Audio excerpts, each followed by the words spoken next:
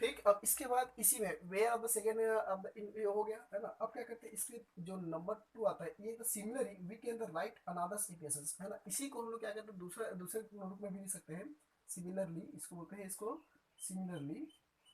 Similarly we can, we can write as, write this another equations, another equation.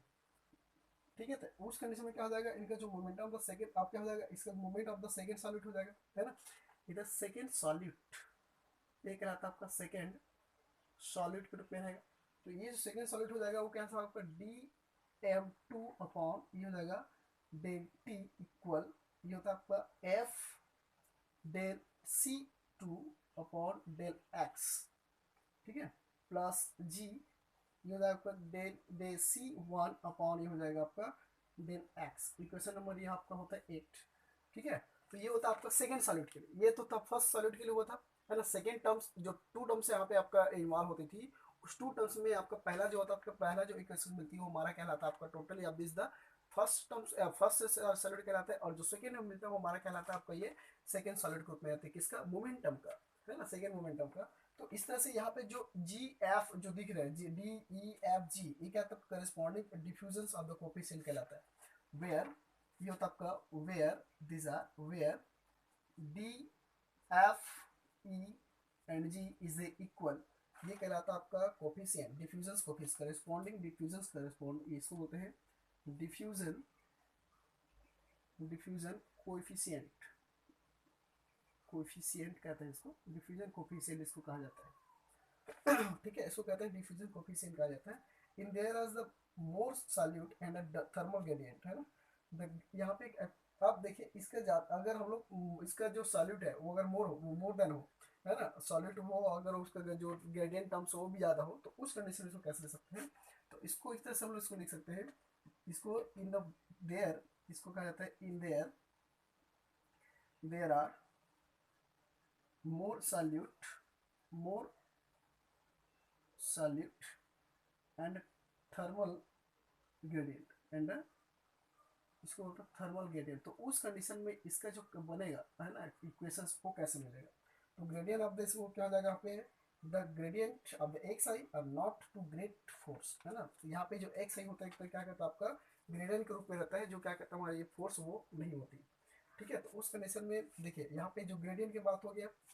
ठीक, तो gradient को हम लोग डिनोट करते हैं, इसमें आपका ग्रेडियंट का होता है, ग्रेडियंट इक्वल होता है आपके आपका एक्स आई, ग्रेडियंट इक्वल होता है आपका क्या होता है आपका एक्स आई होती है, और जो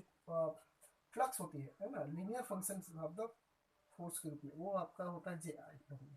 इसको कहा जाता है फ्लक्स। फ्लक्स किस कंडीशन में, इसको लीनियर फंक्शन के रूप में, इसको लिया जाता है लीनियर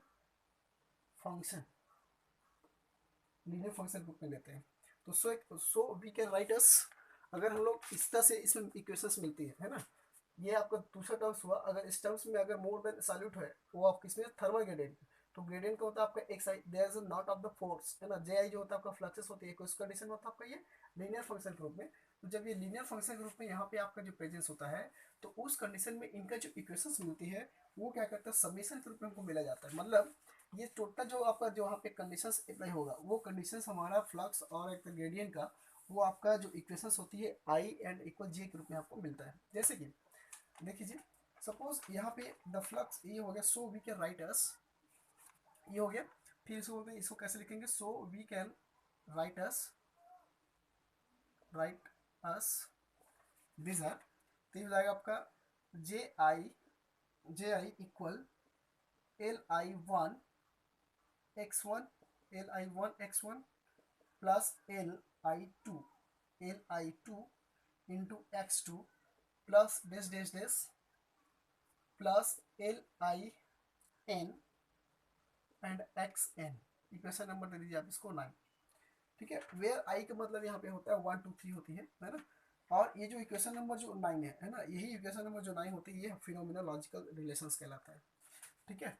वेयर करके लिख देता हूँ यहाँ पे, वेयर दिस आई इक्वल होता है आपको 1 2 3 देन दिस, ये होता है इसका आई का। और जो इक्वेशन नंबर 9 है, this equation number 9 is this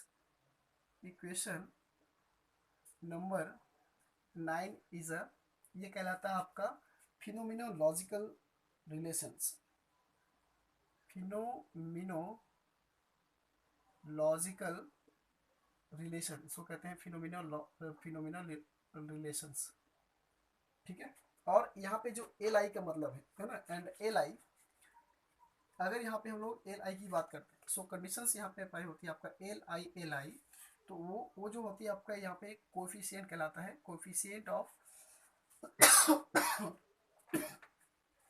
coefficient of the primary phenomenologicals, ठीक है, कोफिशिएंट इसको कहते हैं, या इसको सीधा सीधा बोल सकते हैं प्राइमरी, इसको कहते हैं इसको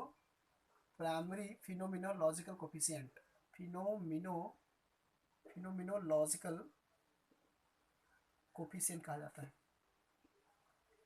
कोफिशिएंट, ठीक। और एल अब इसके बाद जो होता है एल आई जे होती है, is the call of the Onsager phenomenologicals, और यही जो होती है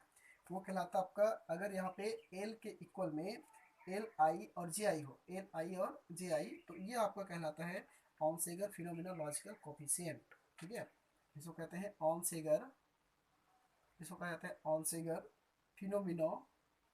फिनोमिनोलॉजिकल कोफिशिएंट कहते हैं इसको, फिनोमिनोलॉजिकल कोफिशिएंट कहा जाता है। So the Onsager theoretical, so this the, अब ये ऑनसेगर थ्योरेटिकल कैसे हो जाएगा, अब इसका जो थ्योरेटिकल पॉइंट बनेगा, दिस इज द थ्योरेटिकल, या मैं यहाँ पे लिख दूं कि यहाँ पे ऑनसेगर का, ऑनसेगर थ्योरेटिकल इज सो दैट, क्या बनेगा देख लीजिए, ये होता है आपका L I J I equal होता है आपका L J I L J आई, और यही कहलाते हैं आपका इक्वेशन नंबर जो 10 है, 10 होगा, ये आपका L I J are cross coefficient group में होती है ना, इसको हम लोग इसको लिखेंगे तो क्रॉस कोफिशिएंट, और इक्वेशन नंबर जो 9 होता है ये आपका कहलाता है, this equation number 10 is a, this is equation number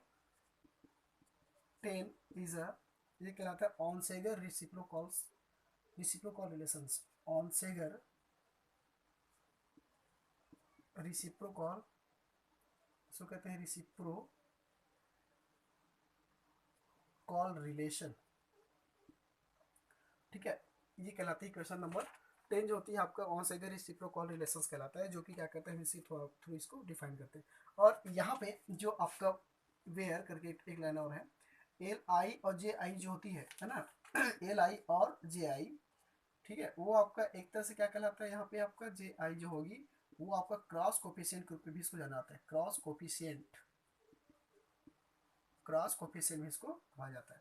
तो इस तरह से आपका क्या कहलाता है, आपका फिनोमिनोलॉजिकल जो होती है वो हमारा यहाँ पे आपका टोटल यहाँ पे कंप्लीट होती है, जिसमें से क्या करते हैं हम इसको अलग अलग पॉइंट्स के रूप में एक इसको देखा जाता है, ठीक। कैसे आप इसमें अलग अलग कंडीशंस के या ट्रांसपोर्ट के अकॉर्डिंग जब वो हमारे यहाँ पर मोमेंटम बनती है, तो उस कंडीशन में दो तरह की टर्म्स फॉलो होती है, जिससे टर्म्स फॉलो में दो सॉलिड को यहाँ अप्लाई होती है, this is the first solid and this are the second solid. तो यहाँ तरह से आपका डी आई एक तरह का आपका डिफ्यूजन कोफिशिएंट ग्रुप में भी इसको क्या करते हैं इसको ले आता है। देन इसमें क्या करते हैं, this are the more soluble thermal gradient group में प्रेजेंस होती है, तो एक साइड जे आई होती है, और यही एक साइड जे आई होती है, वो इन तरह के क्या करते हैं इसको राइटर लिख सकते हैं, और ये हमारा क्या कहलाता है आपका फिनोमिनोलॉजिकल रिलेशंस कहलाते हैं, ठीक। इसमें दो तरह का होता है, जो एल आई आई और जे आई जो होगा वो आपका क्या होता है प्राइमरी फिनोमिनोलॉजिकल ग्रुप में रहता है, और एक होता है आपका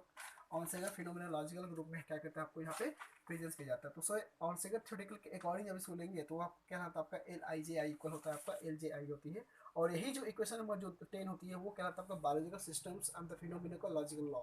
ठीक है, या इसको बोल सकते हैं phenomenological law of the bio, इसको बोल सकते हैं ऑनसेगर रिलेशनशिप, रेसिप्रोकल रिलेशनशिप भी कहा जाता है, ठीक है। यहाँ पे जो एल आई जो आई जे और जे आई होती है एक तरह का क्या करते हैं इसको क्रॉस कोफिशिएंट को भी इसको ले जाते हैं। So this the your completed of this topic phenomenological law and Onsager for the biological systems. Okay, thank you.